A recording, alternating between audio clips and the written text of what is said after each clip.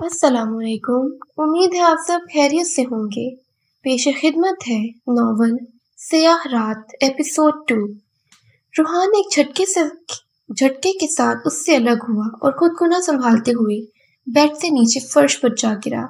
دڑام کی آواز سے انائسہ نے آنکھیں کھولی۔ اپنے ساتھ روحان کو نہ پا کر وہ اٹھ کر بیٹھی جب اس کی نظر فرش پہ گرے ہوئے روحان پر پڑی۔ روحان کو پھر سے ڈرتا دیکھ کر انائسہ کو برا لگا۔ روحان جلدی سے اٹھ کر بیٹھا اور سہما ہوا اس کی طرف دیکھنے لگا۔ کل رات انائسہ کا اس کے ساتھ جو رویہ تھا وہ اس سے مزید ڈرنے لگا تھا۔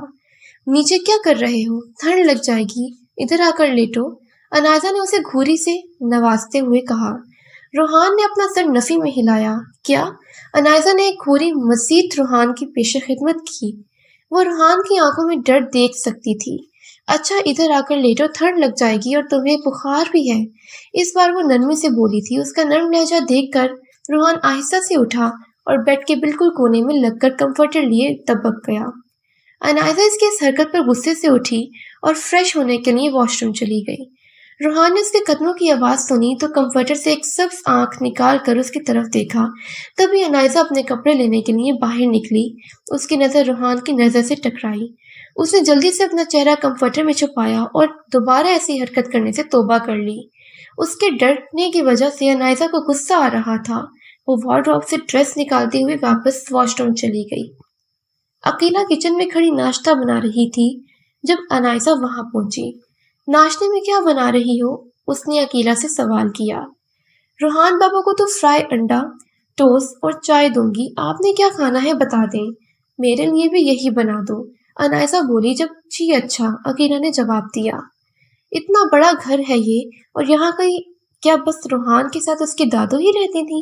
انائسہ گھر کو دیکھتے ہوئے بولی۔ وہ واقعی ایک خوبصورت اور بڑا گھر تھا۔ جی، عقیلہ نے مختصر جواب دیا۔ تم سے میں نے پہلے بھی روحان کی فیملی کے بارے میں پوچھا تھا، تب بھی تم نے مجھے نہیں بتایا۔ انائسہ کو اس کا جواب نہ دینا برا لگا۔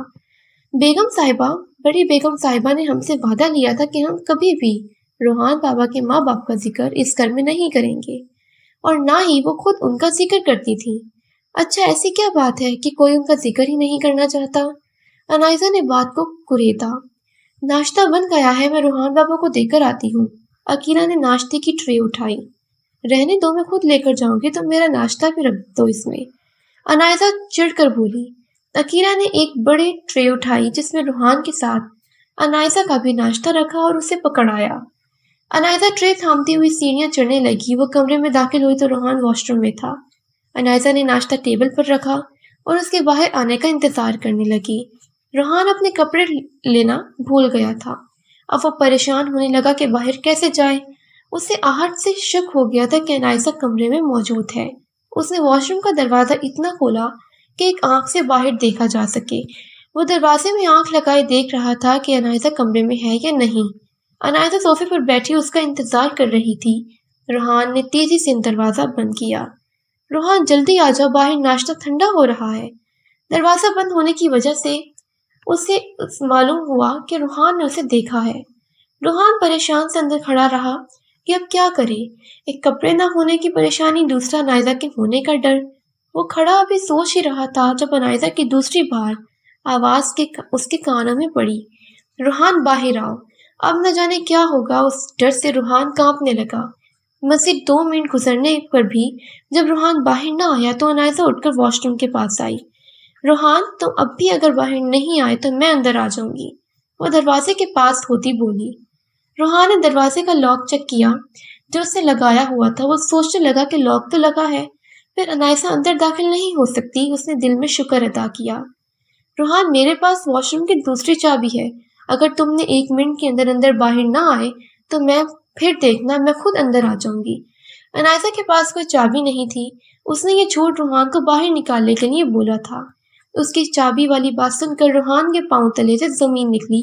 وہ دیوار کے ساتھ لگ کر بیٹھا اور ڈرنے لگا۔ 1 2 3۔ جیسے جیسے انائسہ کاؤنٹنگ کر رہی تھی ویسے ویسے روحان کا خوف بڑھتا جا رہا تھا۔ انائسہ کاؤنٹنگ کرتے کرتے 59 پر پہنچی جب واش روم کا لاک کھلا مگر دروازہ ابھی بھی بند تھا۔ انائسہ نے دروازہ دھکیلا تو اس کی طرف کمر کیے ہوئے دیوار کے ساتھ چپک کر کھڑے روحان کو دیکھا۔ روحان اپنے جسم پر 2 ٹاول لپٹے ہوئے تھے۔ ایک جو اس کے سینے اور کمر کو ڈھانپے ہوئے تھا، دوسرا جو اس نے ٹانگوں کے گرد باندھا تھا۔ انائزہ کو اسے یوں دیکھ کر حیرت ہوئی۔ اتنا تو لڑکیاں بھی نہیں شرمائی جتنا تم شرما رہے ہو، انائزہ نے طنز کیا۔ وہ وارڈروب کی طرف گئی اور روحان کے لیے پینٹ شرٹ نکالی۔ یہ لو اور پہن کر ابھی باہر آنا۔ وہ اس کی طرف کپڑے بڑھاتے ہوئے بولی۔ روحان کا کانپتا ہوا ہاتھ اس کی طرف بڑھا اور تیزی سے کپڑے پکڑ کر اس نے دروازہ بند کیا۔ انائزہ واپس صوفے پر آ کر بیٹھی۔ روحان باہر نکلا تو انائزہ نے اس کی طرف دیکھا۔ سنہری بال جس میں پانی کے قطرے ٹپک رہے تھے، سبز آنکھیں، آنکھوں پہ بھیگی کالی پلکوں کی جھالر، وہ مبہوت سے اس کی طرف دیکھنے لگی۔ روحان اس کی نظروں سے مزید گھبرانے لگا۔ اس نے صوفے پر بیٹھنے کی جرت نہ کی اور وہیں جم کر کھڑا رہا۔ آؤ ادھر ناشتہ کریں۔ انائزہ نے اس کی طرف سے دھیان ہٹایا۔ روحان بغیر جواب دیے خاموشی سے کھڑا رہا۔ آؤ بھی، وہ پھر سے بولی۔ روحان نے آہستہ سے نفی میں سر ہلایا۔ تم آ رہے ہو کہ نہیں؟ انائزہ کا لہجہ تلخ ہوا۔ ابھی ایک سیکنڈ بھی نہ گزرا تھا کہ روحان کی آنکھوں سے آنسو گرنے لگے۔ انائزہ حیرت زدہ اسے دیکھتی رہ گئی۔ روحان ادھر آؤ، ناشتہ کر لو ورنہ بخار مکمل طور پر نہیں ختم ہوگا۔ اس بار وہ پیار سے بولی تھی، جیسے کسی روٹھے ہوئے بچے کو منایا جائے۔ روحان نے کنکھیوں سے انائزہ کی طرف دیکھا اور مردہ قدموں سے صوفے پر آ کر بیٹھا۔ انائزہ نے اپنی اور اس کے درمیان ٹرے رکھی اور اسے ناشتہ کرنے کو کہا۔ وہ پہلے ہی اس سے خوفزدہ تھا، اس کے سامنے کھانا کیسے کھاتا۔ انائزہ نے ناشتہ شروع کیا مگر روحان ویسے ہی بیٹھا رہا۔ بھوک نہیں ہے کیا؟ انائزہ نے سوال۔ روحان نے مثبت میں سر ہلایا۔ تو شروع کرو ناشتہ، ایسے کیوں بیٹھے ہو؟ روحان نے کوئی رد عمل نہ کیا۔ انائزہ نے ٹوسٹ کا نوالا بنا کر روحان کی طرف بڑھایا۔ روحان نے ایک نظر نوالے کو دیکھا، پھر ایک نظر انائزہ کی طرف دیکھا۔ منہ کھولو، وہ نرمی سے بولی۔ آہستہ سے لب کھولے اور انائزہ نے اس کے منہ میں نوالا ڈالا۔ جب وہ نوالا چبا رہا تھا، انائزہ اس کی طرف دیکھنے لگی۔ باریک سرخ لب جیسے جیسے گردش کرتے اس کے ہونٹ کا نچلا تل بھی وہی عمل دہراتا۔ انائزہ کے ذہن میں ایسے ویسے خیالات آنے لگے، پھر جلد ہی اپنے ذہن کو جھٹکا اور ناشتہ کرنے لگی۔ روحان بھی کپ کپاتے ہاتھوں سے ناشتے میں مصروف ہو گیا۔ آج سنو فالنگ نہیں ہو رہی تھی، اس لیے دوپہر کے وقت شفیق لان میں بیٹھا پودوں کے کاٹ چھانٹ کر رہا تھا جب انائزہ کوٹ کی پاکٹس میں ہاتھ ڈالتی ہوئی اس کے پاس آئی۔ اس نے ایک بیل سے سفید پھول توڑا۔ یہ کون سے پودے ہیں؟ میں نے پہلے کبھی نہیں دیکھے، اسے شفیق سے پوچھا۔ بیگم صاحبہ، آپ پاکستان سے آئی ہیں نا، اس لیے آپ کو ان کے بارے میں نہیں معلوم۔ یہ یہاں کے مہنگے ترین پودے ہیں، بڑی بیگم صاحبہ نے لگوائے تھے، ان کو پودوں کا بڑا ہی شوق تھا۔ انائزہ نے کہا۔ کب نیو یارک میں سیٹل ہوئی تھیں آپ کی بیگم صاحبہ؟ اس نے پھر اندر کی بات جاننا چاہی۔ روحان بابا کی پیدائش کے بعد سے ہی وہ یہاں آ گئیں اور ہم ان کے پرانے نوکر ہیں، ہمارے باپ دادا بھی ان کے ہاں کام کرتے رہے، اسی لیے وہ ہمیں بھی اپنے ساتھ لے آئیں۔ اچھا، اور روحان کے ماں باپ اس وقت کہاں ہیں؟ وہ اسی موضوع پر آئی۔ مجھے اور عقیلہ کو مارکیٹ جانا ہے، گھر کا بہت سا ضروری سامان ختم ہو چکا ہے، اس نے کہتے ہوئے عقیلہ کو آواز لگائی۔ انائزہ نے اس کی بات بدلنے پر دانت پیسے۔ اندر کی کہانی تو میں بھی پتہ لگا کر رہوں گی، اس نے دل میں کہا۔ عقیلہ چادر لیے شفیق کے پاس آئی۔ ہاں چلو، اس نے جواب دیا۔ بیگم صاحبہ، ہم بس 1-2 گھنٹوں میں واپس آ جائیں گے۔ آپ؟ روحان، ہاں خیال رکھوں گی، بے فکر رہو۔ انائزہ نے اس کی بات کو ٹوکا۔ عقیلہ منہ پسوڑتی ہوئی شفیق کے ساتھ چل دی۔ انائزہ واپس گھر میں داخل ہوئی اور سبھی کمروں کو چیک کرنے لگی۔ آج کچھ تو پتہ لگا کر رہوں گی۔ اس نے 2-3 کمرے چیک کیے، سبھی لاک تھے۔ اف، یہ چابیاں پتہ نہیں کہاں ہیں۔ ہاں، عقیلہ کے کمرے میں ہوں گی۔ وہ بھاگتی ہوئی عقیلہ کے کمرے میں پہنچی۔ بستر، دراز اور الماریاں چیک کرنے پر بھی اسے چابیاں نہ ملی۔ شٹ، میں یہ موقع ہاتھ سے نہیں گنوا سکتی۔ اس نے پھر سے ہمت پکڑی اور ایک ایک چیز دھیان سے دیکھنے لگی کہ اسے چھن کی آواز آئی۔ یہ کیا ہے؟ خود کلامی کرتے ہوئے اس نے ایک چھوٹا سا باکس نکالا۔ وہ کافی پرانا لگ رہا تھا۔ انائزہ نے اسے کھولا تو چابیوں کا ایک گچھا ملا۔ خوشی سے اس کی آنکھیں چمکی۔ وہ ہر چیز کو اپنی جگہ پر سیٹ کرتی ہوئی کمرے سے باہر نکلی۔ گھر کے 4 کمرے بند تھے۔ وہ ایک ایک کمرے کا لاک کھولتی چیک کرتی گئی۔ وہ 3 کمرے دیکھ چکی تھی جن میں سوائے فرنیچر کے کچھ نہ تھا۔ اس نے چوتھے کمرے کا لاک کھولا اور اندر داخل ہوئی۔ کمرے کی تمام چیزیں سفید کپڑے سے ڈھانپی گئی تھیں اور بیڈ سے اوپر ایک بڑی سی تصویر لگی تھی۔ دھول مٹی کی وجہ سے انائزہ کو تصویر میں کچھ نظر نہ آیا۔ اس نے بیڈ سے کپڑا ہٹایا اور اوپر چڑھ کر تصویر اتاری۔ وہ اسی سفید کپڑے سے تصویر کو جھاڑنے لگی، دھول اڑنے کی وجہ سے وہ کھانسنے لگی۔ مکمل طور پر صاف کرنے کے بعد اس کی نظریں اس تصویر پر جمی ہی رہ گئیں۔ وہ تقریباً 23 سالہ نوجوان لڑکی تھی، کمر تک آتے سنہری بال، بڑی سبز آنکھیں، سرخ و سفید اور باریک ہونٹوں کے نیچے دائیں جانب سیاہ تل۔ خوبصورت، بے حد خوبصورت، انائزہ نے زیر لب کہا۔ وہ اسے دیکھتے ہی پہچان گئی کہ یہ روحان کی ماں ہے، اسی لیے روحان بالکل اپنی ماں سے مشابہت رکھتا ہے۔ تصویر کے کونے پر مریم جمال رانا لکھا تھا۔ انائزہ نے وہ تصویر کو بیڈ پر رکھا اور سائڈ ٹیبل کے دراز کھولنے لگی۔ دونوں دروازوں سے کچھ نہ ملا، پھر تیز قدموں سے ڈریسنگ ٹیبل کی طرف بڑھی۔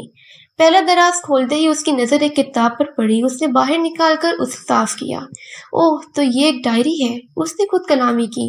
انائزہ نے وہ ڈائری اپنے دوپٹے میں چھپائی اور تصویر کو دیوار پر لگاتے ہوئے کمرہ لاک کر کے باہر نکلی۔ اس نے عقیلہ کے کمرے میں جا کر اسے باکس میں چابیاں رکھیں اور اپنے کمرے کا رخ کیا۔ وہ کمرے میں آئی تو روحان میگزین پر سر چپکائے بیٹھا تھا۔ تم میگزین بھی پڑھ لیتے ہو؟ میں تو سمجھی تھی ڈرنے اور رونے کے سوا کوئی کام نہیں تمہیں۔ انائزہ نے روحان پر خوب طنز کیا۔ روحان پیج پلٹ رہا تھا کہ اس کے آنے سے سہم گیا، اس کا ہاتھ ابھی تک پیج پکڑے وہیں پر ہی ٹکا ہوا تھا۔ انائزہ نے روحان کی اس حرکت کو دیکھا تو طنز سے سر ایک طرف جھٹکا۔ میڈیسن لے لی تھی تم نے؟ روحان نے نفی میں سر ہلایا۔ کس خوشی میں؟ انائزہ نے پھر سے طنز کیا۔ بیڈ پر بیٹھ کر اسے چپکے سے ڈائری تکیے کے نیچے رکھی۔ روحان انائزہ کی طرف کمر کیے بیٹھ گیا۔ انائزہ کو یہ دیکھ کر تب چڑھی۔ کیا کوئی چڑیل ہوں میں جو تمہیں کھا جاؤں گی؟ اس نے اونچی آواز میں کہا۔ روحان کا جسم میں خوف سے کپ کپی طاری ہوئی۔ یہ چیز انائزہ نے نوٹ کی۔ ادھر میری طرف رخ کرو۔ روحان بغیر رد عمل کیے بیٹھا رہا۔ روحان، میں کیا کہہ رہی ہوں؟ انائزہ بولی۔ روحان اس کی بات کان پیچھے پھینکتے ہوئے اٹھا اور کمرے سے باہر نکل گیا۔ اوہ میرے خدایا، کس قسم کے انسان کی تو نے مجھے بیوی بنا دیا؟ اس نے اپنا ماتھا پیٹا۔ رات کا اندھیرا چھا چکا تھا۔ انائزہ کے کلاس ہال پر نظر پڑی تو عقیلہ اور شفیق گھر آ رہے تھے۔ رات کا کھانا انائزہ نے ٹیبل پر کھایا تھا اور روحان کے لیے کمرے میں بھجوا دیا تھا۔ وہ کمرے میں داخل ہوئی تو روحان میڈیسنز لے رہا تھا۔ رکو، میں دیتی ہوں، وہ میٹھی زبان بولی۔ روحان نے چور نظروں سے اس کی طرف دیکھا مگر خاموش رہا۔ انائزہ نے اسے میڈیسنز نکال کر دیں جو کہ پکڑتے ہوئے روحان کے ہاتھ ڈر سے کانپنے لگے۔ انائزہ نے دل ہی دل میں اسے کھری کھری سنائی مگر زبان سے کچھ نہ بولی۔ وہ بستر پر اپنی جگہ آ کر بیٹھی اور روحان کمفرٹر میں دپک گیا۔ پل ہی میں وہ گہری نیند سو چکا تھا۔ انائزہ نے اسے میڈیسنز میں نیند کی ٹیبلٹ دے دی تھی۔ اس نے روحان کو غور سے دیکھا، وہ واقعی سو رہا تھا۔ پھر اس نے تکیے کے نیچے سے ڈائری نکال کر کھولی۔ تو ناظرین، یہ تھا ایپیسوڈ 2۔ پھر ملتے ہیں ایک نئے ایپیسوڈ کے ساتھ، تب تک کے لیے اللہ حافظ۔